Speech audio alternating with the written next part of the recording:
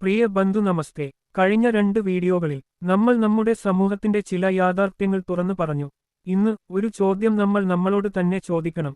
നമ്മൾ എവിടെയാണ് തോറ്റത്? ഒരിക്കൽ ഈ നാടിന്റെ വിദ്യാഭ്യാസം, സാമ്പത്തികം, ന്യായവ്യവസ്ഥ, സാമൂഹിക ഐക്യം എല്ലാം തന്നെ ധർമ്മത്തിന്റെ അടിത്തറയിലായിരുന്നു. അന്ന് ക്ഷേത്രങ്ങൾ പൂജയ്ക്ക് മാത്രമുള്ള സ്ഥലങ്ങളല്ലായിരുന്നു.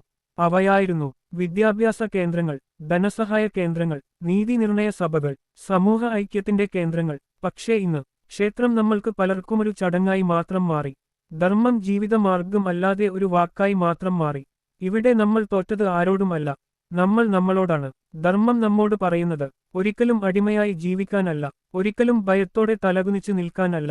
ധർമ്മം നമ്മോട് പറയുന്നത് സ്വയം ബോധമുള്ളവരാകാൻ, സ്വയം ശക്തരാകാൻ, സമൂഹമായി ഒന്നിച്ചു നിൽക്കാൻ. പക്ഷേ നമ്മൾ എന്തു ചെയ്തു? വിദ്യാഭ്യാസം വ്യക്തിഗത രക്ഷയ്ക്ക് മാത്രം ഉപയോഗിച്ചു. സമ്പത്ത് വ്യക്തിഗത സൗകര്യങ്ങൾക്ക് മാത്രം ഉപയോഗിച്ചു. ശക്തി സമൂഹത്തിനായി ഉപയോഗിച്ചില്ല.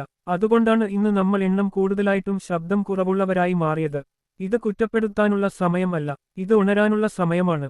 നമ്മൾ വീണ്ടും ഓർക്കണം, ധർമ്മം എന്നത് മതപ്രഭാഷണമല്ല, ധർമ്മം എന്നത് ജീവിത ഉത്തരവാദിത്വമാണ്. ഒരു ഹിന്ദു സ്വന്തം ജീവിതം മാത്രം രക്ഷിക്കുമ്പോൾ അല്ല, സമൂഹത്തിന്റെ നിലനിൽപ്പ് ചിന്തിക്കുമ്പോഴാണ് ധർമ്മപദത്തിൽ നടക്കുന്നത്. ഇനി വരുന്ന വീഡിയോകളിൽ നമുക്ക് എങ്ങനെ വിദ്യാഭ്യാസത്തിൽ ശക്തരാകാം, എങ്ങനെ സാമ്പത്തികമായി സ്വയംപര്യാപ്തരാകാം, എങ്ങനെ വീണ്ടും സമൂഹമായി ഉയർത്തെഴുന്നേൽക്കാം, ഇവയെല്ലാം നമ്മൾ വിശദമായി സംസാരിക്കും. ഇത് ഒരു വീഡിയോ അല്ല, ഇത് ഒരു തുടക്കമാണ്. നിങ്ങൾ ഇതുവരെ ചാനൽ സബ്സ്ക്രൈബ് ചെയ്തിട്ടില്ലെങ്കിൽ ദയവായി സബ്സ്ക്രൈബ് ചെയ്യുക.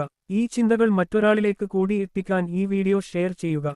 ധർമ്മപം വാക്കുകളിലൂടെ അല്ല, ജീവിതത്തിലൂടെയാണ്. നമസ്തേ. അടുത്ത വീഡിയോ ആശയങ്ങൾ നിങ്ങൾക്ക് വേണ്ടി സൂചന. ഹിന്ദുക്കൾക്ക് വിദ്യാഭ്യാസത്തിൽ സംഭവിച്ച വലിയ പിഴവ്.